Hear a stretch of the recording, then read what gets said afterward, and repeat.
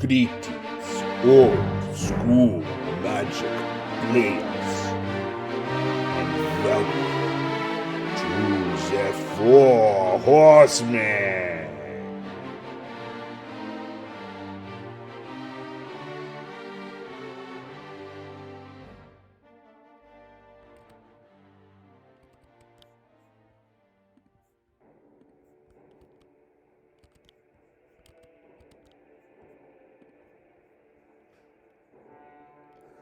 Greetings, old school magic players. Welcome to the Four Horsemen on a Friday night.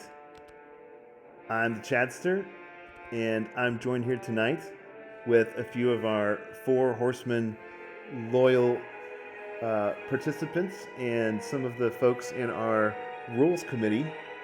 I'm joined by Peter Soltesz and Michael Scheffenecker, and Parker Boab is going to be joining us here in just a bit.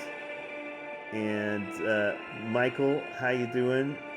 Peter, how you guys doing? Good. Nice to be described as loyal. How are you doing? Yes. I don't know how loyal I am, but I'm here. That guy's loyal. He's loyal. He plays the game. I play the game all the time. That's right. Can you guys see my screen okay on the Whereby Share, guys? Yeah. All right. We got something. Cool. Well, let's get into it. So we're going to be covering the Tournament 12 deck reviews, and we're going to be doing predictions on who we think is going to be coming out on top in Tournament number 12. And then I'll be releasing the Tournament 12 videos to follow. For those of you who might be new to the channel or new to the format, the Four Horsemen Old School Magic group focuses on the original 4 expansions of Magic the Gathering, Arabian Nights, Antiquities, Legends in the Dark. You can check us out at fourhorsemenmagic.com for more details. We're going to be covering our Tournament 12 top 8 decks. This tournament ran February 22nd through March 24th, and you can see the banned and restricted here. We've ran a 4-week schedule and wrapped this thing up at the end of March. And so we're going to be covering the top 8 decks here in just a second. Quick plug for our current tournament. We're running our 13th tournament, March 29th through April 28th. If you're curious to see what's up here, we've changed the banned and restricted a little bit. You can go to fourhorsemenmagic.com, click on tournaments, and go to tournament 13. This Thursday, we're going to be, every Thursday we do our Four Horsemen meetups. So if you'd like to join us and play some Magic, you can join us on Thursday nights at 9 p.m. Eastern. All right, guys, I think we're ready to get into the deck reviews and predictions. Just real quick, this is a snapshot of the top 8 or 9 players that made it into the top 8 here, and the brackets ended up like this. I was one of the few folks that did not squeeze into the top 8 in this tournament. But we were going to have Nathan versus John, Barry versus Jonathan, Taylor versus Peter, who's with us here, and Philippe versus Sean. Let's start with Nathan versus John. This is an Earn'em Burn'em Ball Lightning deck versus a mono blue Flyers Robots deck, splashing in cool stuff like Time Elemental. All right, here is Nathan McCulloch's Earn'em Burn'em Ball deck. Guys, what do you think of this red-green Four Horsemen brew here? Well, I think that it's missing some key sideboard cards. It doesn't have 4 active volcano, which it probably should have. Yeah, that's true. It has a really cool card in Killer Bees. Killer Bees has a ability on it that's basically like fire breathing. Yeah. And since most of this format, instant speed most removal is not at instant speed, it's at sorcery speed, and so like you can easily pump a lot of green mana into it to deal damage to your opponent. And there's flyers, but there's not a lot of flyers, so yeah. And there are lots of not having an active volcano is pretty rough. Yeah, there's lots of what we would call the typical red-green Four Horsemen cards. Nathan's somewhat new to Four Horsemen. I think he's played in a couple tournaments now, and he's really getting a feel for the format. He's been brewing some really spicy, cool, kind of interesting, different stuff. But he went down a more traditional route. A lot of the new folks that come to Four Horsemen, they have a lot of these red-green cards, and that's the natural deck to start off. When you're exploring this format. But he's also splashed in stuff like Lulu Wolf and the Killer Bees and Bloodlust, along with the Scavenger Folk. Okay. Yeah, his sideboard is. Sorry. No, go on, Michael. I'll go on. So his sideboard is really. It looks like he's trying to beat the Abyss with 3 Concordant Crossroads and 2. There. Yeah, I was going to say the same thing. Yeah, and then he's got a real game plan against the Artifact deck. I think this event you still had unrestricted Mishra's Workshop. Is that right? Incorrect. No, Workshop was actually restricted, and so was Factory. So I think the Pixies. Yeah, you might determine that Pixies don't really belong. Yeah. Yeah, and he's got a lot of anti-artifact in his sideboard. Yeah. 3 Shatterstorms is a lot. At this time, the restricted cards, Michael, were Ivory Tower, Maze of Ith, Mishra's Factory, Mishra's Workshop, and the Abyss. And Strip Mine. Oh, yeah. And so, yeah, it's like maybe he built this deck for a different format, before he realized that, a lot of changes happened. Because, if you still have a restricted Abyss, 5 anti-Abyss cards is a lot. It's a lot of anti-Abyss cards. Yeah. Or one have to go against one Abyss. It seems that way to me as well, because I'm looking this thing over now. To start with, the Pixies, with the Factory being restricted and the Workshop being restricted, there's not really... The Suchi doesn't get played very often. There's probably a better creature, and I have one in mind, than the Pixies for him. He's got the Dervishes against Black, but it's, I'm Black is a thing. There are people who do play Black, and it might be a good sideboard card there, so I'm not actually against the 2 Dervishes. I think 3 Crossroads is a bit much, 2 at the very most. And when I look at the Immolation, and you look, he already has access to Chain Lightning. So the Immolation is for potentially a problematic creature, something that he can't get rid of that's going to steal his creatures.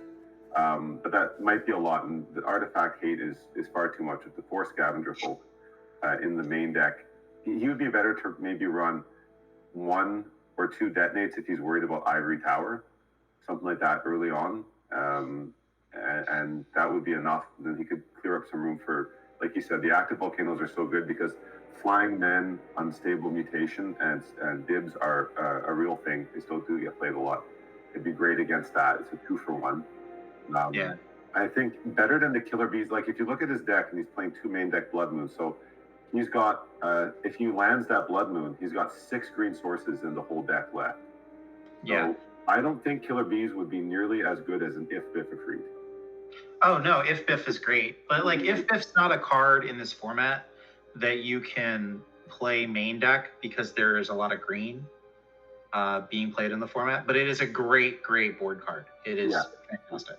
It could be good over there for him, exactly. Other than that, I think the Pixies, he could try maybe a what's that green flying creature there? The Fire Sprites. If you want, the 1/1 flyer for 2. And he has 2 Pendlehavens, so it's actually just as good as the Pixies. Yeah, maybe even better. So that's what I would probably make if I was changing and deciding to go with this red-green strategy. That's how I might have ran it. But I think it shows this person's deck building, shows someone who's played the format before. You can definitely see they're brewing. They have some thoughtful brewing in there and the plan, and they kind of know what they're going to run into. Another card they could also consider is Reincarnation. Yeah. Oh, but Reincarnation is great. Well, he's missing the Rook Egg here. No, he's got the Ball Lightning, though. If he could land a Ball Lightning and then reincarnate it and earn him Jin off of a Ball Lightning would be just phenomenal. Yeah. Six mana later, you've dealt 6 damage and you got a 4 or 5 beast on the table. Right. Yeah. That's a good point.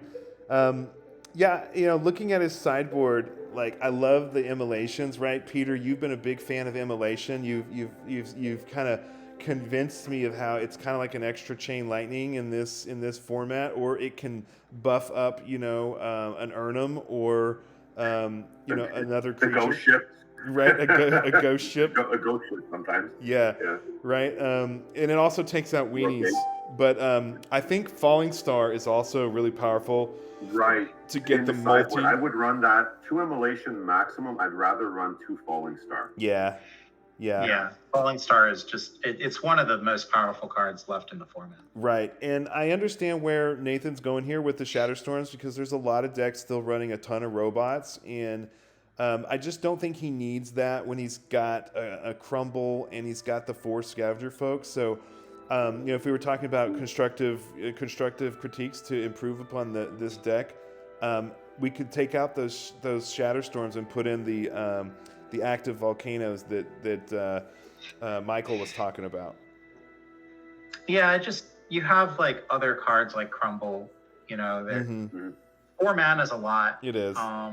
It's a lot. Like I would like 1 Shatterstorm is great, like you can sometimes get 2 artifacts out of it, but even then he really doesn't need Shatterstorm. I mean, you're going to get most of the time you're going to get a 2-for-1. Sometimes you'll get a Felwar Stone and a Tetravis or something. But if they have Triskelion, they're going to pop off their damage anyway. So I think that Shatterstorm is not the best. And I like the Blood Moons and the Immolations at 2 and a couple of Falling Stars, and then put in those active volcanoes. Up at the top, he's got Concordant Crossroads, which is great for the Abyss or destroying things, other enchant worlds like Nether Void or something like that. And then he also has the couple of Dervish in case he comes across Abyss. He's got something with protection from black. Well, it's good against other black spells too. But okay, here's the last thing, maybe because we touched on all those. How do you guys feel about the Bloodlust? Because I have a feeling that actually shouldn't. That could be better for him. Well, so Bloodlust is better with a card like Rook Egg. Yeah. Like, I just don't like. You're not going to have 5 mana. I mean, you might have 5 mana to cast a Ball Lightning and a Bloodlust. Like, it's good. I mean, it's 2 mana, 4 damage. Like, he's kind of playing a burn strategy. And like your Killer Bees fly, so you can get 4 damage through there. My biggest negative to it is that it's in a format which is dominated by Triskelion, it really makes your own creatures very vulnerable. Maybe they won't even. You can't cast it because you won't get your damage in. The Trike will just ping as soon as you try to deal that damage, and also after combat, a desert or something like that can do create a type of problem for you, and it just doesn't seem, like sometimes you can use it to actually, kill a creature from the other player because you've taken down its toughness, but it comes back to the Killer Bees thing. Like, Killer Bees is a really mana intensive card. I would rather play Rook Egg, and I would rather take the Blood out and run, because I feel you'll get just like that extra 4 damage. If you had a Falling Star, just tapping the opponent's creatures, even if you didn't destroy them, and you probably will destroy a couple, so it's a bonus, you'll get in more damage with a Falling Star for 1 extra mana, plus probably kill a creature, than compared to Bloodlust, and you don't risk anything of your own. I mean, you have this you've got like cards that, it sounds like he's probably playing cards that he just he has. Yeah. Right. Like, is Wailulilith like a great card? Kinda, but not really. It's not like great. It's like fine, But like, there are definitely better cards he could be playing. Yeah, Wailulilith is good in like the mirror match where you come up against other Urnums and you can just your Urnum becomes a 5/6. It has its uses for sure. Yeah. But like, is it optimal? I don't know. Yeah. Well, okay, so I think this is a really good, solid build. Nathan did make it into the top 8 with this, and I love the red green. Kind of just a traditional Four Horsemen red green build. So hats off to Nathan for making it into top 8 with his Urnum Burnham Ball. All right, let's take the conversation to John Eccleberry's blue flyers, mono blue robots deck that he called Dr. No. What do you guys think about So this my deck? guess was that this deck beat the red-green deck. That would be my. Well, yeah, that's one of the things we do in the video. We review the decks, offer constructive critique, and then try to make a prediction of who will win. And yeah, you just start looking at all these 2/4 flyers with the Azure Drakes, the 3/4s with the Serendib Efreets, the Boomerangs, the Triskelions, the Clockwork Avians, and you can really see like, wow, there's a lot of power and hard creatures to get rid of in this deck. Well, I'll offer a critique on this one right away because I have a very similar deck, ironically. What would have made this deck better is if Clockwork Avian were a ghost ship instead. Just Clockwork Avians were ghost ships, I think, for him, even though he's playing. Oh, yeah. I think he's mono blue. It just would have been incredibly good for him. Yeah. And I'm not sold on the Knowledge Vault because I haven't seen it do anything great in action, but John still likes it, so I'll leave it alone for now. But yeah. Well, we don't have a brain geyser in this format, and the other drawing mechanisms are things like Sylvan Library with Sinbad, which you piloted a deck like that a couple of turns ago. I would put it in the sideboard. If then it's really for like that control mirror that goes really, really long. I don't know if I would just play it main board. I think main deck, you just give me something else than that. Yeah. Give me like an unstable. Honestly, just give me like an unstable mutation, just one that I could unstable one of my creatures, and he has so many boomerangs and so much bouncing with the time elementals. He can bounce that creature back before it dies anyway. Yeah. That's what I would do. I do like the combo. At this time, Mana Drain was unrestricted still. In Tournament 13, we updated and restricted the Mana Drain, which was a lot of people think was long overdue, especially Mr. Scheffenecker here. It should have been the first card that was restricted in your format. Yes. If not outright banned. Thank you, Michael. Thank you. No problem. Thank you for being right since tournament number 1. But I do like the Mana Drain into Clockwork Avian. On turn 2, or turn 3, you can Mana Drain something, and then on turn 4 play a Clockwork. And I do it all the time in my older decks. There's something about that, not quite having 6 mana yet and getting a 4/4 flyer, whereas the Ghost Ship, I love the Ghost Ship. I love everything about it, the art, the regenerating. I mean, it's really a great card. But I do see why the Clockwork Avians can get in a little more damage and they're a little more formidable. I guess it's offense versus defense, Yeah, it's the Ghost Ship. Ghost Ship is just Azure Drake with upside especially in a mono blue deck. Yeah. So he should be having Ghost Ship in his deck. Like, the question is, do we take away a 5 mana 4/4 or do we take away a 4 mana 4/4? Like, you probably want to err on the side of taking away the 5 mana 4/4 and lower the curve, and then it gives you the regeneration. He has the restricted workshop, which is fine. It helps cast the Avian, but I don't know. Tetravis is a good card too, and there's no Tetravis in this list. I think it's a lot of Clockwork Avian for sure. Mm-hmm. I'm definitely going to ding him for 61 cards. That's just not right. Not right.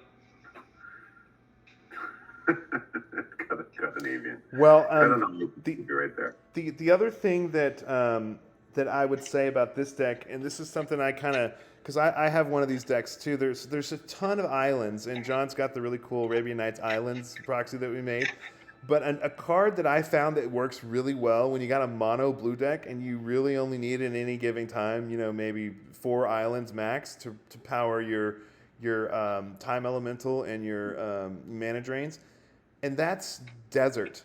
When you have an Azure Drake or a Serendib Efreet or a Triskelion or a Clockwork Avian, and you combine the Desert's attacking your damage, to an attacking creature.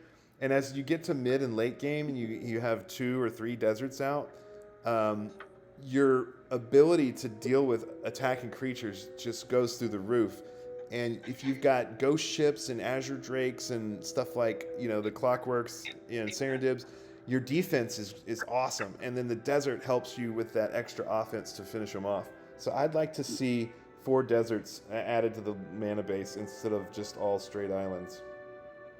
Yeah, I mean, I don't think he really needs the workshop, especially if he moves to ghost ship. Trike is overpowered. It's a very, very, very good card and should probably be in most decks, because most decks do get to 6 mana. So especially when you have 4 Fellwar Stones. Yeah. And the Fellwar Stones really help John power out these, more expensive creatures. He's got the remove souls, boomerangs, mana drains for early stuff, and the Fellwar Stones, and then of course Serendib Efreet. But the real killer is when you and Peter, you've seen this, when you can stick a time elemental and keep it in play, and it doesn't get like chain lightning or something. It is really hard to deal with that card, because now something is, getting bounced every turn. Yeah, removal's at a real big premium in this format. Yeah. And so, yeah. His board is also missing Flash Flood, right? So, that's fair to say. Flash Flood could be a really strong card for him in some matchups. And I'm not sold. Like, I think the Fellwar Stones are there because he plays the workshop, so he's looking for, like, if a workshop starts, he can put out a. Yeah, I get that. I think that's why. But so if the workshop went, he could actually get his deck back to 60 cards. I think he could replace each Fellwar Stone with 1 land and be fine. And it might slow him down a little bit. So Fellwar Stone accelerates you to 4 mana. He has a Azure Drake, and if he ends up putting Ghost Ship in his deck, he'd have 8 4-mana, like almost unstoppable walls. I mean, a 2/4 stops most of the creature game in this format. So, like, Fellwar Stone is defensible for sure. Like, that card is just very, very good.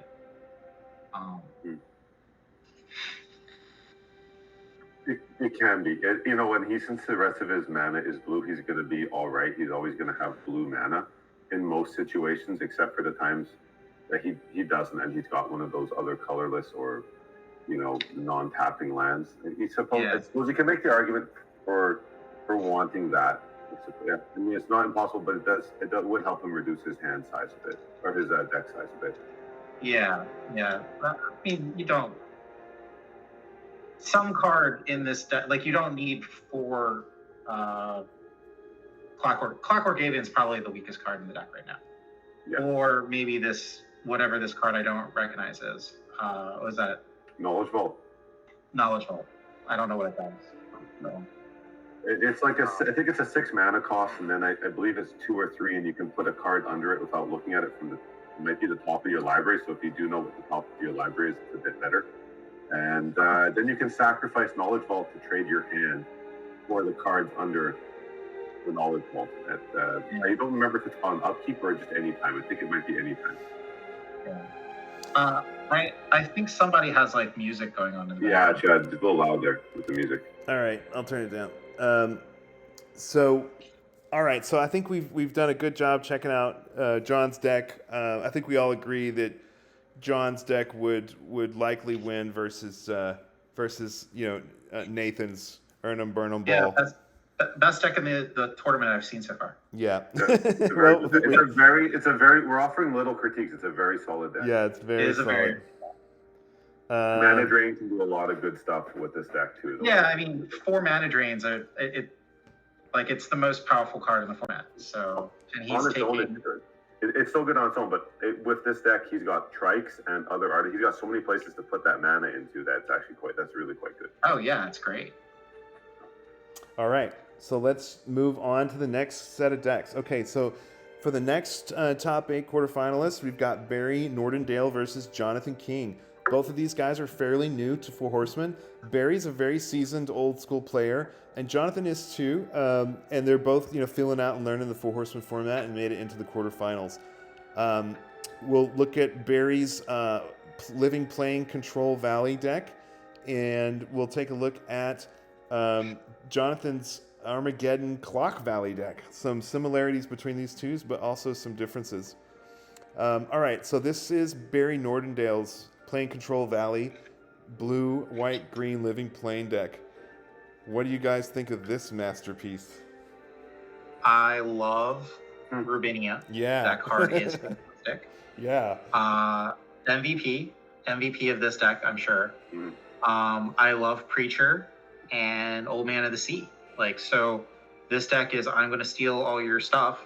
And even if he Living Plains, right, he can then start stealing lands. It's great. It's great. What's not to like about this? Yeah. It's not to like, is that, he's 3 Diamond Valleys, so that's pretty good. And 2 tabbies. Yeah, 2 Tabernacles, so you can untap your Tabernacles too. So what's he's got the Tabernacle. He's got the 2 Candelabras to double the Diamond. Yeah, Candelabras. Yeah. But he's got the 2 tabbies, which I'm guessing are for very quick opponents where he wants to drop that. Well, Living Plain and Tabernacle is like a combo, right? Not without Caracas, it isn't. Wow. He does have a Caracas. He does have one. He has one. That's not a lot. I feel like he almost would run 2. What is this City of Shadow? Oh, it's a place to put your creatures in. It's a sacrifice outlet. Oh, okay. Yeah. Okay. You create a land that can be I think you can put a mana token into it. Every time you sacrifice a creature, you can tap it to remove as many of those counters as you want. Yeah. Yeah. It just seems like the Tabernacle might be awkward at times because he's very creature heavy as well. So using that with Caracas is really a later game finisher. Yeah. I understand the 2 tabbies at the most. I definitely am glad he's not playing more than 3. Only one Caracas seems tough for me because that's your combo piece, and he has no way to retrieve it. And Fishers in this deck or in this game, Strip Mine is available to people, so he really has to be prudent about. If he only has one, he can't just play it out and use it for white mana because it can just get stripped away, and then that part of the combo is offline. Yeah. This is a very strong deck, though. This is has a lot of cool cards. Very efficient cards in Serendipity Freet and Urnum Jin. And, you get 4 mana drains. What's not to like about 4 mana drains? Yeah, he's definitely a little weak against Blood Moon. Where's his Flash Flood? I was about to say the same thing. Oh, Yeah. Hey, there's Parker. Hey, man. You like to see. I see it. Smell blood. Hey, thanks for joining us. We're live and we're streaming, recording, and all that. We're just on the second group of the quarterfinal decks here. Yeah, I saw the Teleria and I was like, okay, there's some benefit of using it over a basic island. Jeez. But then I was like, wait, Blood Moon wrecks this. Yeah. Where's the Flash Blood? Yes, it really does. I mean, I've tried to play Teleria and run Serendib Djinns, and there's so few creatures that have. Does it remove banding? What does it remove? A walking ability. Island walking. Okay, so it removes island walking. There's almost nothing that is played regularly in Four Horsemen that has island walking. So I don't think there's much sense in playing it, and it's just another non-basic to fall to Blood Moon. He found room for Angry Mob, but not Blood Moon. Not Yeah. And what's the other one there? That's the one there. The one under is the one every time someone taps a mountain, you gain a life.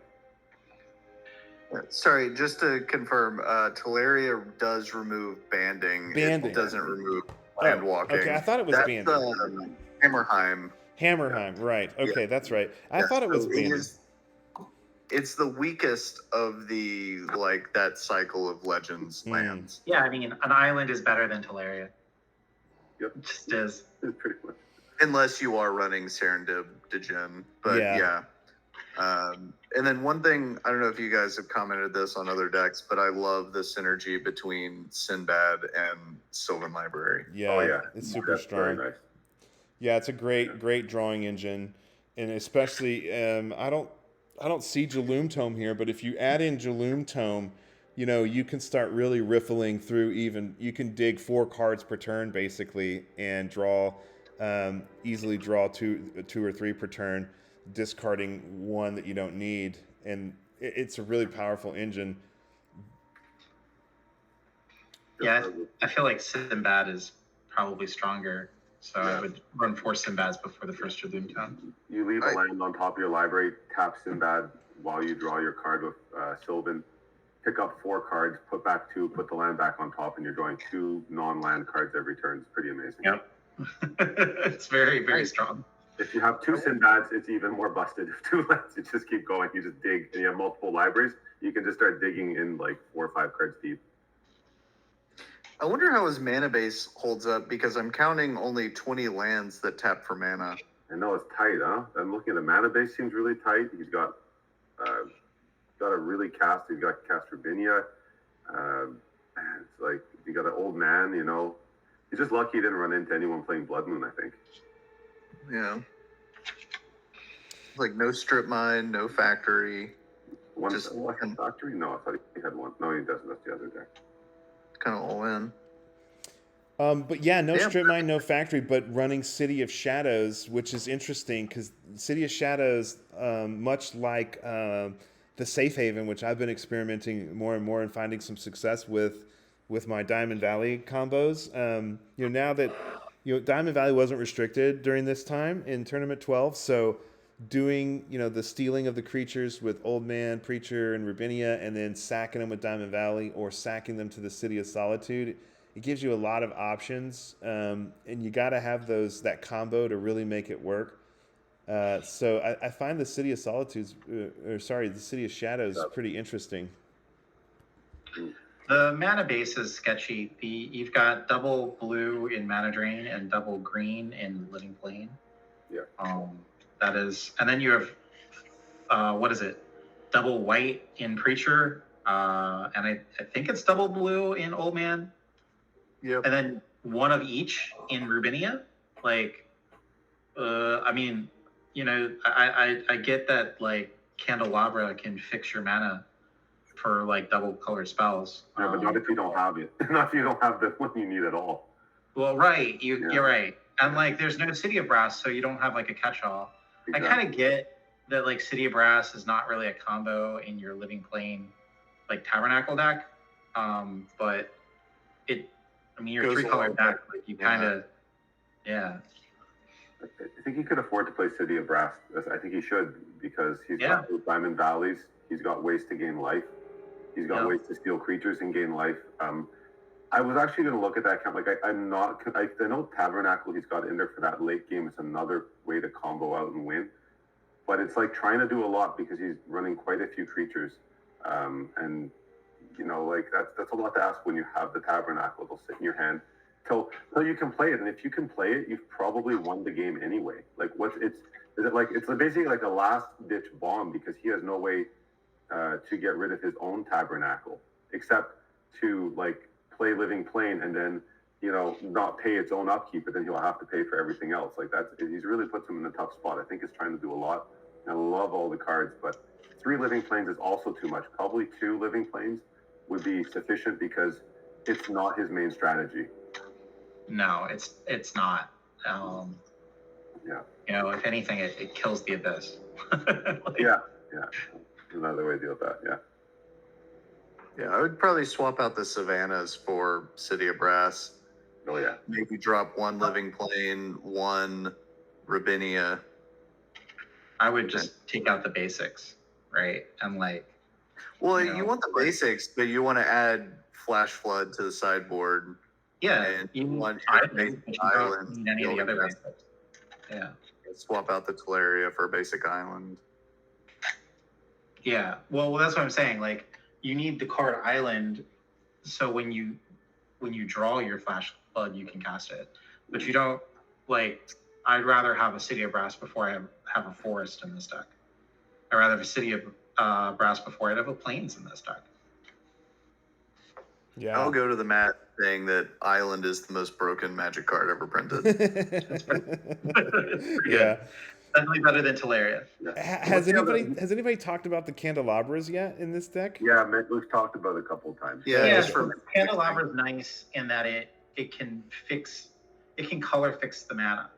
Yeah. Or you can where's his Mazavith? You can double maze or triple maze if you got a couple of them. Where's his Mazavith? Is he not running Mazavith? Right.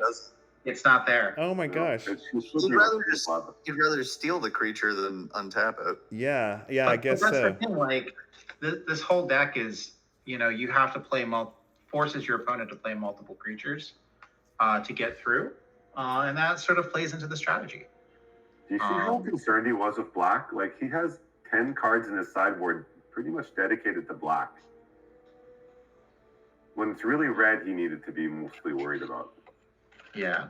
Yeah, he's got the Angry Mob. He's got whatever the thing is that gives you life when they tap a mountain. He's got 4 dervishes in the sideboard. Like, Barry did not want to go down to, Oubliette or the Abyss. He just wasn't going to have it. But he's really... Or play Cleanse.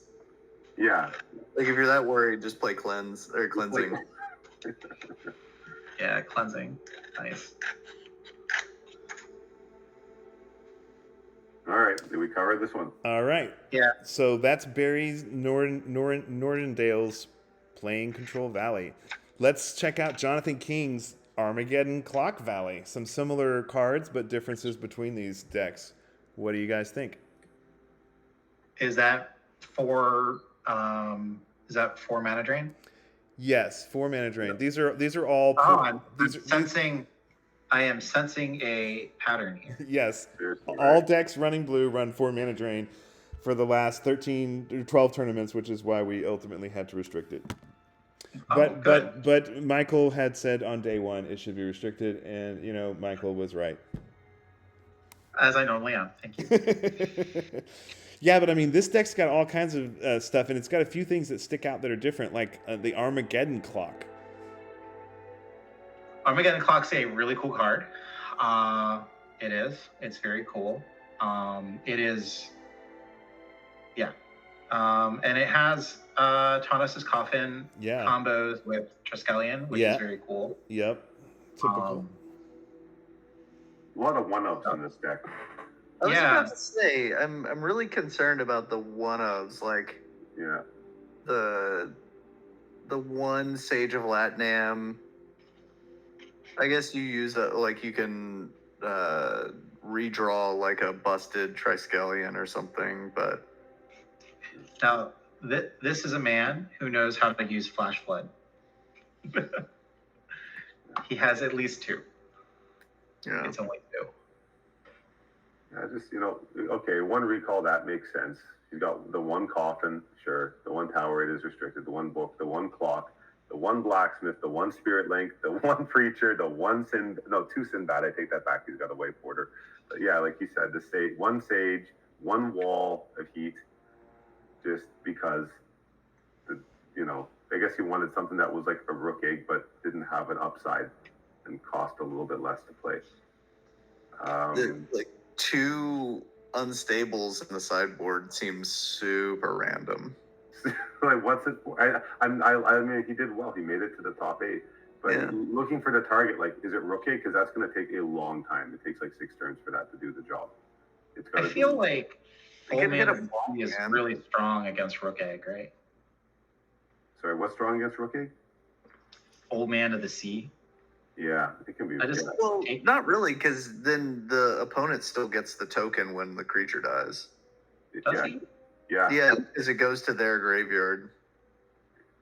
But you can steal it, so it's not like being able to block. But that's about. Then you you can give it back. That's interesting. I didn't know that. Yeah. I didn't know that. That's you control the card, but they own it. You know what else is interesting? Falling Star cannot be flipped on a Rook token. Yes, that's true.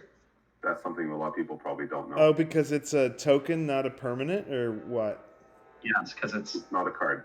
Yeah, it's not a card. It's not a card. It's a token. No, Okay. It doesn't kill it, so that never comes up. Well, Yeah. I mean, it could still. But it could tap it. It could tap right? it, right? Yeah. You can't tap it. You can't target. You can't land. Try to nail it. You just can't. So.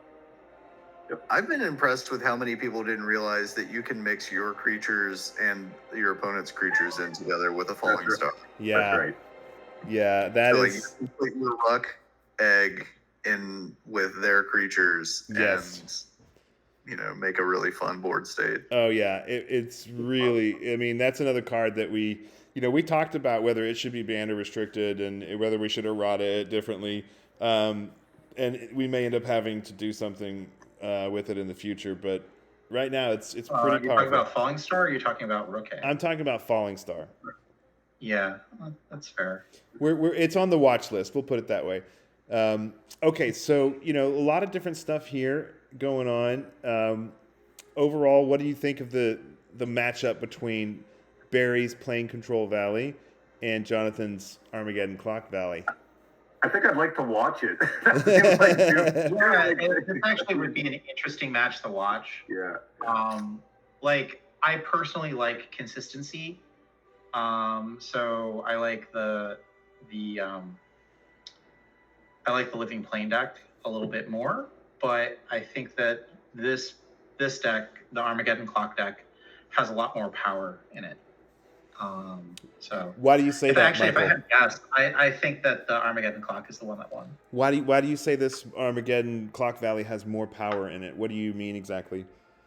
It has Triskelion, which kills like the old man or kills the preacher in the other deck, right? Which is like the main way. Yeah. It has more removal in general.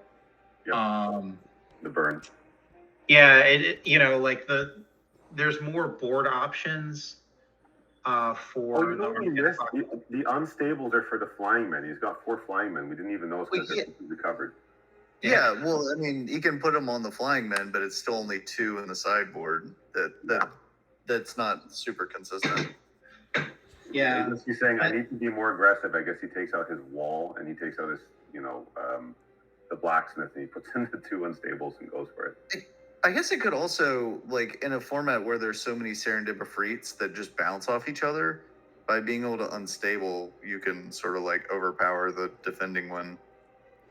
Yeah, that's true. So, and what I'm finding is that because Serendipifreet is vulnerable to, Maze of Ith and Island of Whack Whack, it's vulnerable to things like Gaseous Form, Spirit Link, Backfire. There's all these enchantments that can kind of neutralize these creatures. I mean, Parker, you've run some of these really cheap blue enchantments that, like Backfire, that can just completely neutralize a creature.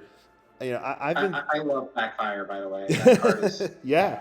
That card has a very close place in my heart, and has caused many issues. I'm sure you got some stories there, Michael. Eh? Oh, I do. Well, my point of bringing this up is, when you look at Azure Drake or you look at Ghost Ship and you compare them with the risks of getting your Serendip Spirit Linked, often, it's only 1 mana more, and the Serendip's advantages can be neutralized in so many ways that I think Ghost Ship and Azure Drake can be a better choice than Serendipifreet in a lot of scenarios.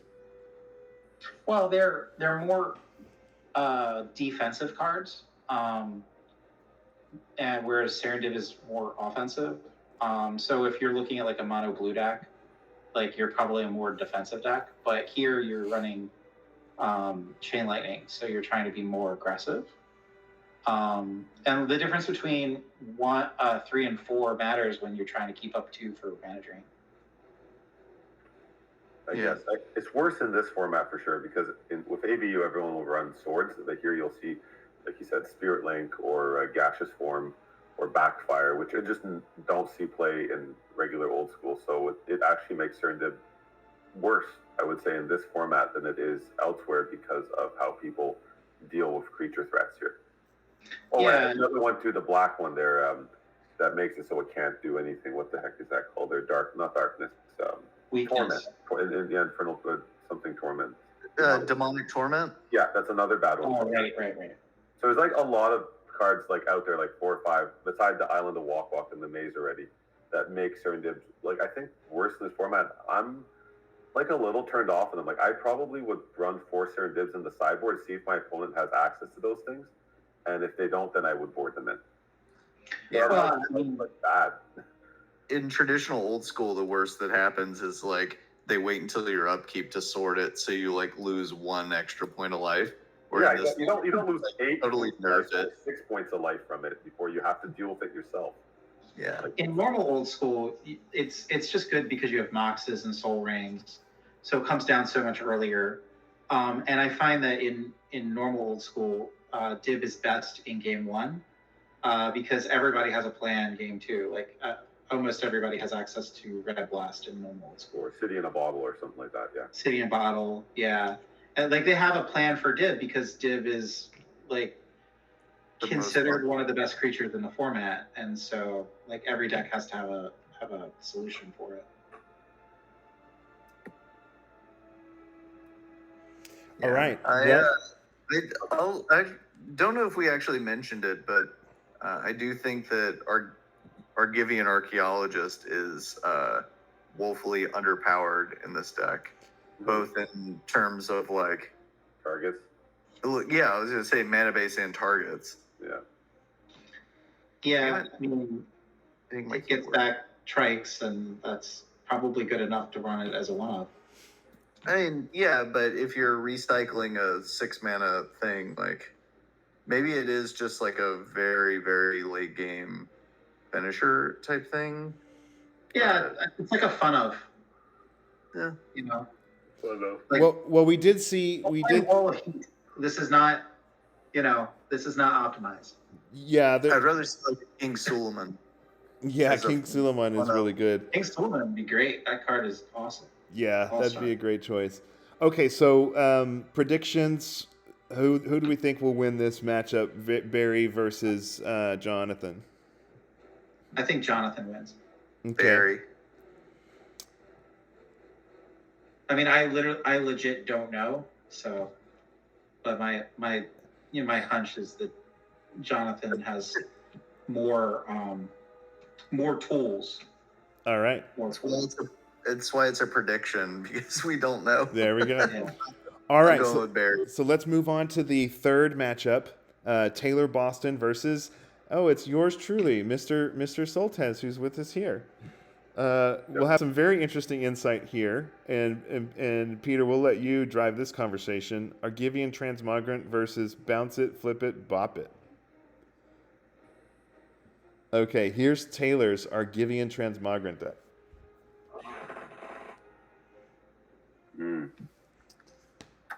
It's I assume you remember playing against this deck, right, Peter? This is a very turn their dude into an artifact, and then kill the artifact with Divine Offering. Right? Yes, that's right. It's a very consistent deck, this one here. Peter, do you remember first? Okay, this deck is pretty cool. Peter, do you remember playing this match against this deck? Yeah. Okay. Well, I can tell you that William Kuhn, who has played in several Four Horsemen tournaments, really cool German guy, plays in a lot of old school formats. He has run different versions of Argivian Transmogrant and as an all-white weenie deck. And I know that deck helped inspire Taylor to make this version, but he had the very interesting idea to throw in green and maximize the artifact kill with the Scavenger Folk and Divine Offerings. Yeah, I think the only card that doesn't belong in this deck is, it was actually not bad against, so it could have been not bad for me. It was Avoid Fate, but it's not I think that's the worst card in this deck. Otherwise, it's very, very consistent. It's got good early creatures. It has good effects, recycling. It wants to steal your creatures. It can be really annoying like that. The creature, if not removed, can be a thorn in the side for lots of decks. Land Tax and Sylvan Library go so well together. Burnham is one of the best beaters in the format. He's got life gain in here. He's got answers for a lot of things in this deck, as much as these two colors could possibly provide. And it was a good deck. I would have liked to see. I mean, this is a deck that kind of wants Argothian Pixies.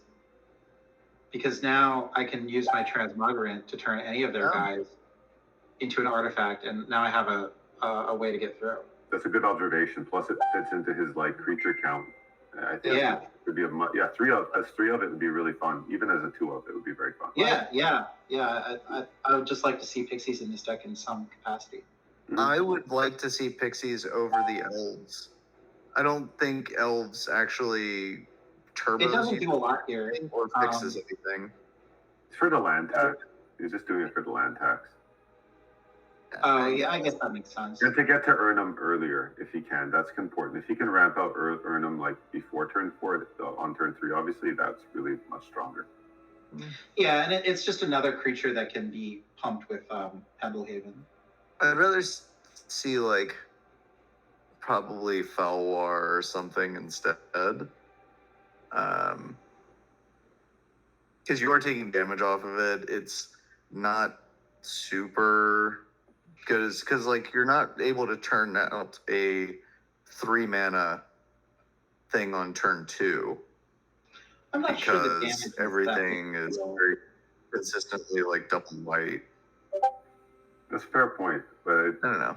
I'm not sold on the Fel Wars either, just because so many people they'll often just blow them up because everybody runs a bit of, or most people run a bit of artifact kill. So, it's like an investment, and then it activates the utility out of some of their cards. So, I don't know. I like that his deck doesn't have a lot of things you can target with your artifact kill. Actually, it's a turn 1 play in a deck that really wants to play something every turn. Yeah, and it gets pumped by Pendlehaven, and so it wears Pendlehaven, and it does work with land tax. Even though land tax isn't like the main strategy, it's a strategy that's being put in here. So what is this card under the Revelation? Revelation. What's that do? All players must play reviews shown. It's an enchant world. Yeah, I was gonna say. More importantly, it's an enchant world. Yeah, that's what it is about. It's about removing other enchant worlds. So he has an answer in the deck for almost everything. His mana base is much better than most of the other decks we've seen so far. Yes. I think he can play most of his stuff most of the time when he wants to. Yeah, the sideboard's a little hard to see. Yeah, it is actually. Because Ed covered it. Well, okay, so you read the cards. Yeah, so the sideboard is there's a dust to dust. There's two dust to dust, 3 revelation. 2 revelation, another avoid fate. There's 3 festivals, 2 circle of protection artifacts. That's cool. There's 4 dancing scimitars and 2 crumbles. Dancing scimitar. I'm sorry, cool. 3 dancing scimitars and 2 crumbles. Yeah, so dancing scimitar is a 4 mana 1/5. Is that correct? That's right, flying for 4. It's not bad. I mean, it's a pretty good defensive card, and it can block. I mean, it can block an Ernum Degen, a Suchi. It can block a lot of stuff and live. Yeah, it blocks a lot. Consistently pump it with more transmogrants. And it's great against Rook Egg too. Yeah. I like the COP artifacts with the transmogrants as well. Yeah, I think that's hilarious. I think he can cut the crumbles for something else. He has already 2 dust to dust, which is just a lot of artifact kill. I think he can cut the avoid fate. It look cleaner for him. Well, 2 dust to dust, 4 scavenger folk, 4 divine offerings. So yeah, you use a lot of, and I'm saying that the 2 crumble is probably a little aggressive. It's a lot to ask. I wouldn't say this is maybe his style, but he does have a very defensive nature about his sideboard. So I would, what's the word? What's the card that I'm looking for? That's basically a COP red and black at the same time. The Realm of Greater Preservation. He should be running 2 of those instead of the crumbles. I'm wondering if somebody could take this and make it like a black-white where I'd like to see the recycling transmogrants with Abyss. So you can protect your stuff. That's clever. And it has dual purposes, always interesting when you can have a second use for something. There you go, Michael. There's your idea for your Tournament 13 deck right there. You got your little robot archaeologist digging up your little robot transmogrant. Yeah, your archaeologist is a 2/2 artifact, and he's a immune. Cyborg now digging up robots. Yeah, he's immune to abyss, and he's digging up his own transmogrants. Yeah. I'm not a fan of building around a card that's restricted in the format. You know, what card is that? This format. Dang it! What card are you talking about? The Abyss is restricted in your format. Oh yeah. The Abyss. Yes. I mean, when we have. But I mean, it's cool. I like that it. You know, like it gives you. You don't need to answer the Abyss. So like, we have Revelation in here, which quote unquote answers the Abyss, but you don't need it because you can just transmograte your own things. You can already do that. Yeah. You can respond to the Abyss in a way, and he does actually. That's part of his plan. I know that. Yeah, so I think the revelation is just sort of, it's superfluous. We don't need it. Like maybe, are we scared of Stormworld? I mean, nah, really? He doesn't. He's gonna have a pretty big hand if he gets his tax off. I don't know. Right. Well, right. Exactly. Like I don't know if we're scared of, like, what's the other? Maybe they're Living Plane. Living Plane did win the tournament before. Oh, okay, that's fair. Living Plane. You know, Living Plane's a good card. Yeah. You know, it does play into your land tax strategy, though. All right. Well, I mean, I like the synergy of the artifact destruction and the transmogrants, getting them back. It seems kind of Johnny combo-y at first, but after seeing William, I mean, William went to the semifinals piloting that deck, and he really did an amazing job. He actually lost his match to Peter in Tournament 11, and some of those games were incredibly close. And so I think it's really cool that Taylor's, you know, splashed in green, got the extra scavenger folks, and got the Urnum Djinns and some speed with the elves. So I kind of like this deck. Yeah, this deck's definitely the people's champion. Yeah. Okay. Now, Peter, you want to talk about... What if you could go red? Could you go red and do like Shatterstorm? Red is very strong. That would be... Yeah. No, I mean the other one there with his. With that strategy, could you go white-red? Oh, instead of white-green, go white-red and put in Shatterstorms. Shatterstorm type of thing. Well, what's nice is that you can build off of, like, a lot of this stuff. Yeah. You can build off your land tax strategy and like play, you know, Land's Edge. And so, yeah, you don't need Urnum when you can play, like, you know, Rook Egg or whatever. Yeah, exactly. Anyway, it could be interesting too. All right, that's just a thought. Just occurred to me. Same way of taking it to black. It actually be really interesting. Yeah, red actually. I like red better. I like red better too. Well, even other things. I think you could really cook with that. You get card advantage. Yeah. You're getting a lot of card advantage. You're getting the access to the burn. You have the mass artifact removal. Yeah, red has some of the best spells in the format right now with Fallen Star and Chain Lightning and. Peter, you have your inspiration for the new deck. There you go. The land there you working go. On. There you go. I mean, that's an interesting idea. Okay, so let's get into the next deck, which is Peter's deck. Peter, you want to talk to us about your bounce it, flip it, bop it? No, you guys tell me. You can see the cards. I mean, that's just... Not really. You took a really... So the first thing I'm going to ding is this horrendous mismatch of where cards are. What? And what? It's spiraling nature. I love this. I love this deck picture. What are you talking about? It just gets dinged. It just gets dinged. Well, Michael, this is like one of the. This is like one of the. How many? How like I guess I can assume there are 4 dibs in your deck. Just don't look too closely. If you don't focus on the card, then you just see them. But if you focus, they disappear. Like you can see the Rook Eggs if you don't look for them. You can see the Ifrits if you don't look for them. Well, I can see all the cards, but I don't know the numbers, right? So you have to count with your periphery. You have to use your peripheral vision to count the number of cards. I mean, I'm not in a mall looking at one of those dotted pictures, trying to see through what the actual image is. Like that's what I see here. Well, I was doing this call from the mall, so I was just looking over from one of those dotted pictures. It made sense to me at the time.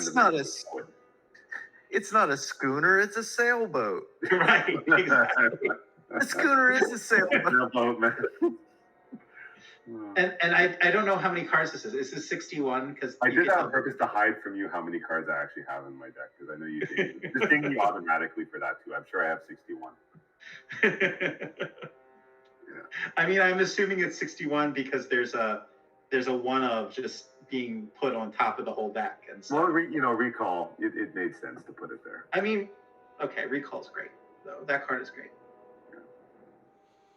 Well, I love this deck picture. These are very, very powerful cards. I like a lot of them. Yeah, and I disagree with Michael. I think this deck picture is really cool. I mean, I think it's really creative. And I mean, Peter, like you laying this out, this must have been a meticulous, time-consuming task to get it to look perfect like it does. So I think this is awesome. I'm just showing you guys how busy my workday really was. Yeah. Well, I mean, this deck has everything. It's got, the time elementals. It's got the mana drains. It's got the rook eggs. It's got the boomerangs. It even has a couple of ghost ship, actually 3 ghost ship thrown in. It's got Jaloom Tomes, Falling Star. Like this is like the best of the best. That's what it should be called. So I do have questions, right? Yeah. So questions are, well, before I ask questions, I want to say I love the Amnesia. I love that card. That card is very good. It was. But the questions are, where is Flash Flood and Active Volcano? Well, I'm actually running Blood Moon. Okay. I'm not really that worried about. I wasn't worried about Blood Moon. Flash Flood. Yeah, and also Flash Flood's usually to deal with Blood Moon. And if I could have, like, there are some mistakes in this build, and there's also what I was concerned about. Like when I was testing the deck out in my mind, I kept thinking, well, I'm going to lose to very aggressive decks. I feel like if I can establish a foothold in the game, then I can probably win the game. So I looked at my 4 burn spells as early removal. I looked at the 2 immolations as early removal. I counted the remove souls as potentially early removal, and the Falling Star. I think I'm running 2 main deck as the other removal. That's a lot of removal, and it actually worked. Like I played a lot of matches where I ran into, aside from Richard Yu, who runs this like Arborea control deck, I did run into a lot of aggro. And for most of the aggro I ran into, that strategy worked perfectly. I always had a good opening hand, very rarely had to mulligan, and I could deal with all the creatures, get established, get a foothold, get the elementals in, and the rook egg, and just kind of clog it and swing in when I was ready with the dibs and stuff. I think it was one oversight was not running Active Volcano because of how good blue is. And not a spoiler, but I end up in the finals with the other deck that's almost identical to mine, which is a super coincidence because I started this tournament playing a deck that was identical to Parker's. Like he was the first guy I bumped into to play, hey, you want to play a practice match? And our decks were like, within 5 or 6 cards of each other, the same deck. And then so the next person the first person I send my deck picture to is, who do you guess? Like John Eccleberry. I'm like, I can't get it to load into Larry. Here's my deck picture. He looked at it and just chuckled probably. Because it's like his deck again. I was like, so the 2 decks I built were basically, so close to 2 other people's decks, which I had no idea. Artifact Blast was good in the side. Tormod's Crypt wasn't necessary. I'd have to cut something. I probably could cut the other Falling Star. I could definitely cut the Tormod's Crypt. I might say I could cut the Remove Soul. I don't think I would take the Artifact Blast out because I know Triskelion is such a strong card, and just having 2 very good. But yeah, if I could, I should make room for 2 or maybe 3 active volcanoes. 2 or 3 active volcanoes for sure. Opposed to what everybody else seems to think. In the match with John, I discussed with Philippe a lot ahead of time, and this is not, this is not the person I'm playing in the discussion here, but I consider myself not the favorite in that matchup because my removal was all geared towards early threats, and he didn't have early threats. He had later threats. My Falling Star doesn't kill any of his creatures. My burn doesn't kill any of his creatures. My immolation doesn't harm many of his creatures. I had to really rethink. What's What's that? It kills only a time elemental, but he Yeah. can protect it, or he can choose to play it out when he's ready to do so, right? He can also, build up a mana base and bounce it. Anyways. I didn't think I was very well matched for that. So I really never thought I would run into somebody running the same deck as mine, and it turned out Active Volcano would have been really good in that matchup. And so would have like a Pyrotech. I'm trying to think, a number of things would have been really good, but like Tracer Skellions and Pyrotechnics, because those type of things would have been really good in this deck. Whereas a sideboard, I just don't have enough room for everything though. Yeah. And I guess I have to. So would you, what if you could take out a couple of cards and put in, swap some out, what would you put in and out in summary there, Peter, to improve?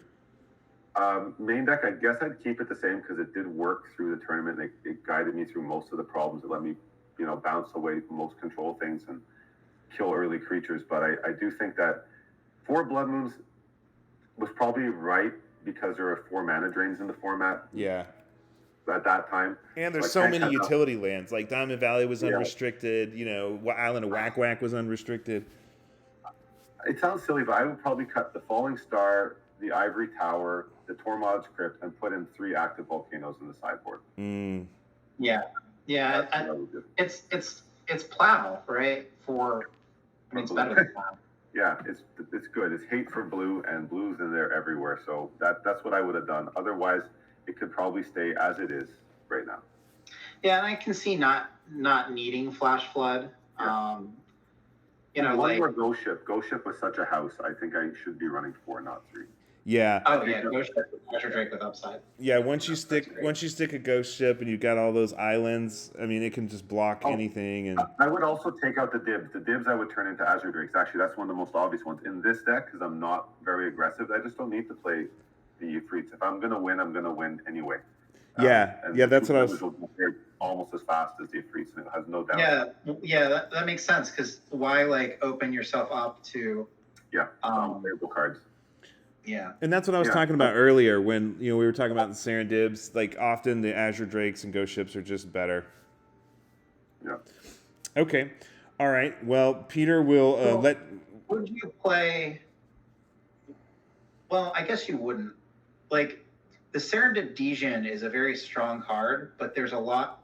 And you're a Blood Moon deck, so you have the ability to turn off all the things that really hurt him. Yeah, that's true, and you could end up sacking the non-basic lands that become mountains to the Serendib Djinn's upkeep and avoid the downside. Yeah, Serendib Djinn is a card that people have tried here and there. We've seen some Serendib Djinn with Spirit Link. We've seen some things like that, but we really haven't seen anybody come in really strong with a deck that just makes Serendib Djinn shine. I'd just be concerned about these following cards. If the person's playing either black, white, or blue, if they have any of those colors,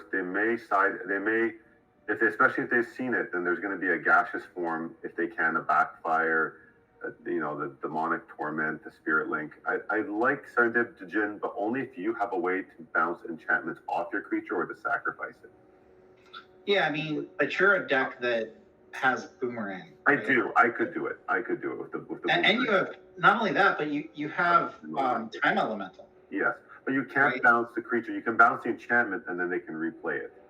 Right, but you can bounce their enchantment and then swing, right? So yes, on the turn you can do that exactly. So you do, and I did do that in a lot of matchups. I would bounce the Spirit Link and then swing. Yeah, and I'm not saying we play 4 of that card. I'm just saying that it will end the game fast. And yes, yeah. If you're ahead, you could definitely play it and maybe win for sure. Well, right, it sort of does what Dib wants to do, but with a little bit less. I mean, they're similar downside, but. Well, I take your suggestion. One more Ghost Ship. Put say maybe 2 to 3 Azure Drakes, and then one Djinn in there. Just to try it.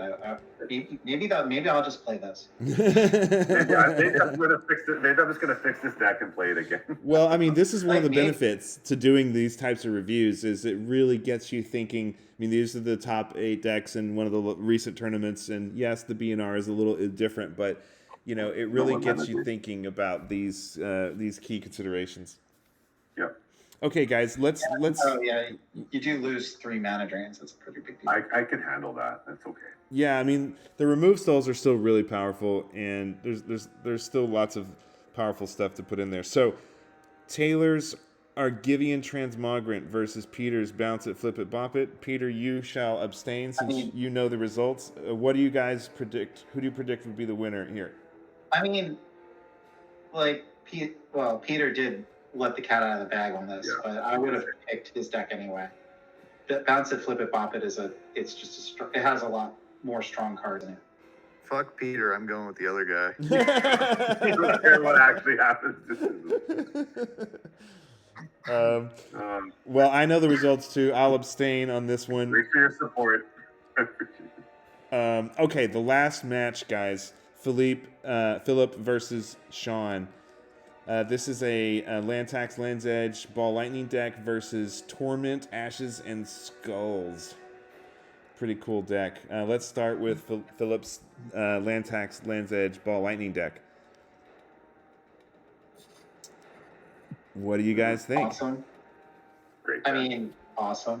Yeah. Like, I love Tundra Wolves. Yeah. I love, I mean, like, look, Land Tax, Land's Edge, is a old school, playable combo, right? I mean, like, we're playing that in normal old school, to great effect, and you get to play cool cards like Ball Lightning, and like Tundra Wolves has First Strike, and First Strike in this format is deceptively strong. Like, there are a lot of 1 toughness creatures in the format, and then with something like the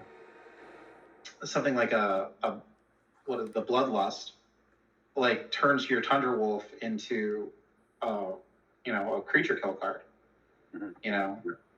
So it's very strong.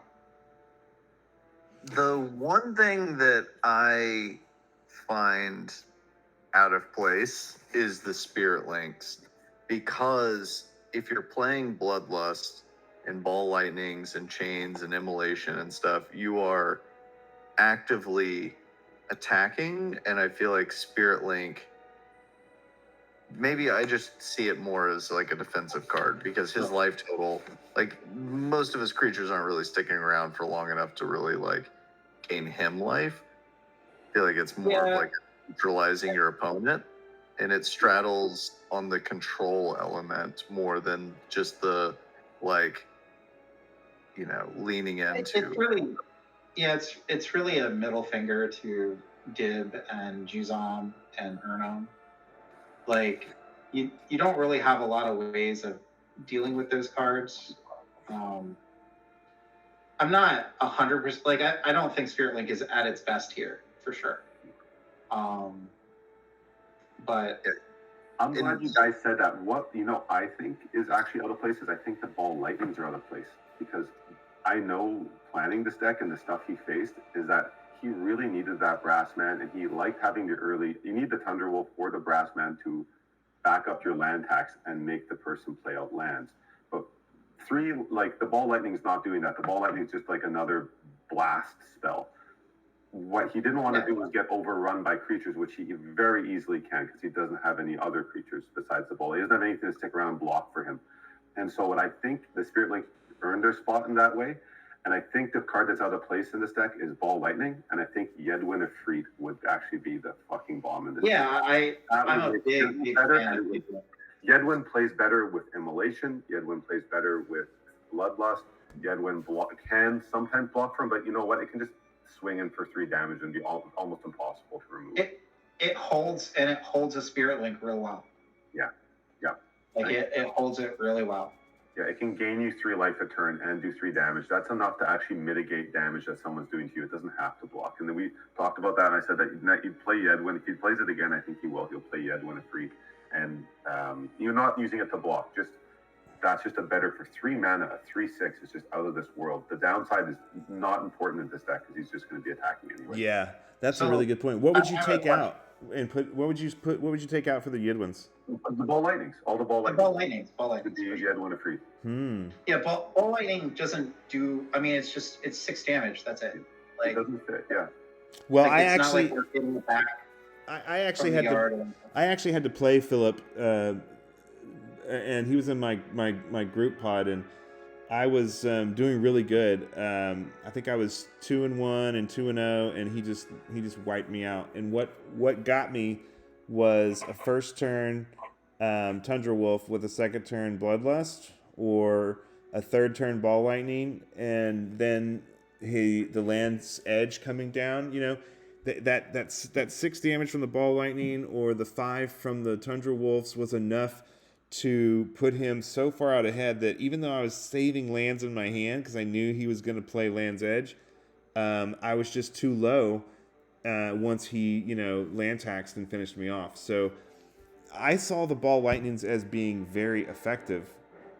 Yeah, you really just need to get your opponent to like 8 and then slam a Land's tax or Land's Edge, and then you can just like win. Well, it's really smart to have Brassman and the Tundra Wolves for exactly what Peter was saying. It forces your opponent to trigger the land tax, and it's really a smart dynamic of this deck. Yeah, I don't mind the Ball Lightnings. I don't either. know I if think they're pretty good. Is better. It might be situational. Like if I'm running Spirit Link, I would run Yidwin. But if I'm running Ball Lightnings, I would drop Spirit Links for something else. Put Ball Lightnings and Yidwin. Get rid of Spirit Link altogether. Just be more aggressive. hold on. Or just put in Chain Lightnings instead of Spirit Links. Yeah. Chain Lightning's already there. The Chain Lightnings are there, but but right, guys, here's my question. This is my question, because I'm always going to ask when I look at mana bases like this. We're trying to cast a triple red spell, whether it's wrong mana or that though. He has the wrong mana right now. Yeah, like again, like you're a 2-color deck, but you're a 2-color deck that only wants to run, like it wants to run 8 plateaus if it can, and it can. The card's called City of Brass. Yeah. Where is it? You know, you don't have to play 2 City of Brasses. You can play 1, and then, it's 15 basics is kind of too much. It's a lot. Like you're never gonna get that. You don't need that many to win with your land or with your land set. Shave 2 and of so each basics and run. Literally cut 4 planes and put 4 City of Brasses in that place. You've upped your red count up by 4, and you now have 8 plateaus, which is exactly what this deck wants, because you want to go turn 1 plateau land tax. Yeah. So now you can play a turn 3 Ball Lightning or Yidwin. Yeah. The other thing he wants to play is he has another 3 mana cost. He has Cleansing, so 3 white. So he can, and if he's going to play his Blood Moon, then he's obviously going to have less access to white mana. So I could see why he skewed it so high in the favor of the plains, but it's too high and it should be lower. We didn't talk about, but Cleansing does, when he can get it off, it works really wonderful for him. But I think the creatures are more important than the Cleansing. The Cleansing just kind of backs them up. And that's a sideboard card anyway. So. It's part of the main. Oh, he put it inside. Yeah, I put it. Yeah, it's not in the main. Yeah, I think he should have had one. No, is it in the side? Because it's where. Yeah, I guess it is. You're right, because where the other Land's Edge is.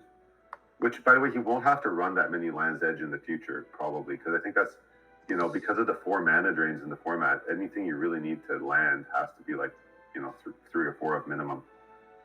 Yeah, I'm a fan of this combo deck. I like it. I like it a lot. All right. Well, I think we're going to see land tax, Land's Edge decks even more because, the mana draining of Land's Edge was one of the biggest weaknesses. And now that you're not up against 4 mana drains, I think land tax, Land's Edge is going to have a much better shot in Tournament 13.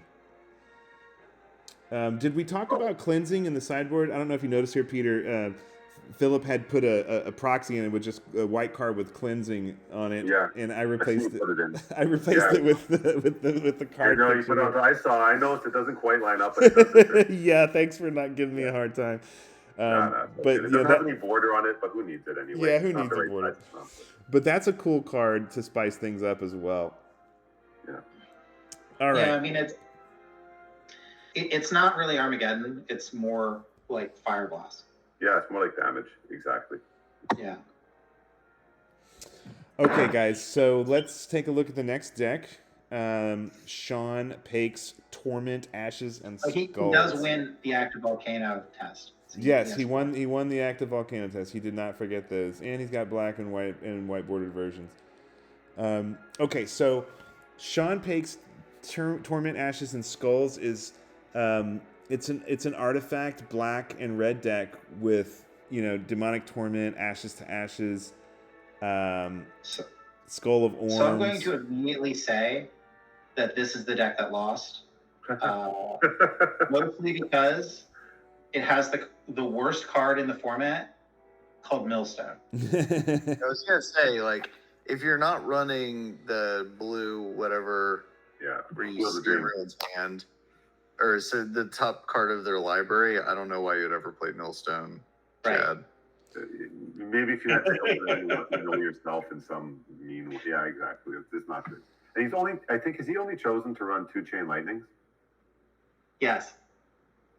Yeah, so I feel like it's a choice. That's another strike. Yeah, it's a choice. That's a choice. It's a choice. I mean, we had to fit our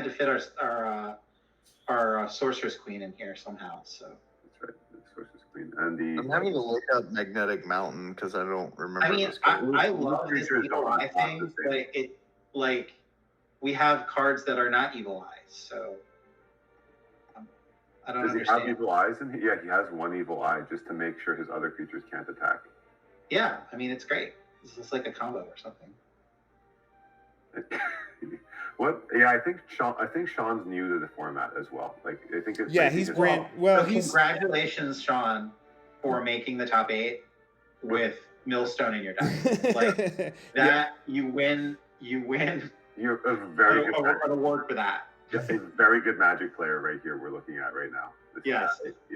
He's a mad genius. This is something that I would if you told me it came out of Japan, I would believe you. Not touching that one. No. Oh, you don't know that the Japanese they have like the craziest. Yeah, crazy innovation. Yeah, for sure. Crazy most innovative decks. It's I was gonna say the skull, the Orm skull or whatever. I just find just so mana intensive, and the upside is so little. But doesn't it bring back enchantments? Yes. It does. But it costs like which enchantment? Is it Magnetic Mountain? But it's like 9 mana to cast and activate. But which enchantment? Am I missing? Right. Demonic Torment? I guess it's Demonic Torments. And does he have Immolations? No, he doesn't. No, that is it. It's Demonic Torment and the Magnetic Mountain, the single copy in the sideboard. Yeah. Weird. There's 2 Skulls of Orm. Unless he's millstoning himself and it becomes card advantage. You know what it's for? It's so that he can mill it out of his own deck. He just sees it. He goes, "That was a bad call. I shouldn't have had it. I'm just going to mill it away." That's why the mill. Well, okay, guys. So one of the other things we have to remember is, if you notice here, there are 0 proxies in this deck, and there's a definite group within Four Horsemen that just they don't want to play proxies, and they only want to play cards that they own. And guys like Roger have been like that, and Roger has always come up with these really spicy, out of the left field kind of decks. It's because he's not running proxies, and he only wants to run the cards that he has. So he's trying to think up stuff that works with the card pool that he has. So I bet you that's what's going on with Sean's deck here. I mean, I'm firmly in that. I give him mad props for making the top 8. Like, this is this deck is makes a lot of interesting choices. Yeah. And again, kudos for winning with Millstone. Like, that's what is that Chorwaki or whatever, that legend? Yes. Yes. He's on my overview screen. It's Torwaki, Wauki. He costs red, double black, and 2. He's a 3/3 legend. I think he deals 2 damage to a target attacking or blocking creature. Yes, that's right. And so you can combine him with Kumbaj Witches to deal a total of 3 damage to something coming in. And if you have multiple witches, you can deal 4 or more. Plus, he's running Desert. It looks like he's got a copy of Desert, so you can combine Desert with the witches. And he's got a rocket launcher. He's got double walkie. He's got walkie. Yeah, walkie. He'd even get you with the witches. You could. All 6 6s are dead when you get that on the board. Don't attack. I told you. All right. Well, so you guys predict that that Philip will win this matchup, eh? Yeah. Is that Philip, unanimous? for sure. Okay. Yeah, and I played in this tournament. I'm gonna put my vote in with Philip too. There you go. Okay, so and just real quick before we wrap up, these were the results for these guys. So Nathan with his red-green deck was 4-0 in his group. Taylor was 3-1-0. Philip was 3-0. Barry was 2-2, and I was 2-1-0 and didn't make the cut. Jonathan was 2-1-0. Sean was 2-1-0. Peter, you were 2-0, and John was 2-0. So that kind of gives you an idea of some of the top 8 results. So for the folks joining, thanks for checking out our Four Horsemen tournament. Well, how did we do with our predictions? Oh well, we're going to find out. We've got several of these matches already done. I think all we need is to do 1 semifinals and the finals match, and we'll have all the videos done. And I wanted to get this top 8 deck reviews and predictions up first, and then we can start releasing the tournament 12 videos, and then we can come back and do something as a recap when we wrap the final matches. Sound good? Cool. We don't want to give any spoilers away right now. Oh, I like spoilers. What did I miss? Oh, we're just wrapping up. So, Sick. yeah. Thanks for joining us, everybody. And Peter, Michael, Parker, thanks for commentating on all these decks and making your predictions. And we'll see everybody in the next one. All right. Have a good night, guys. Good night, everyone. Good night.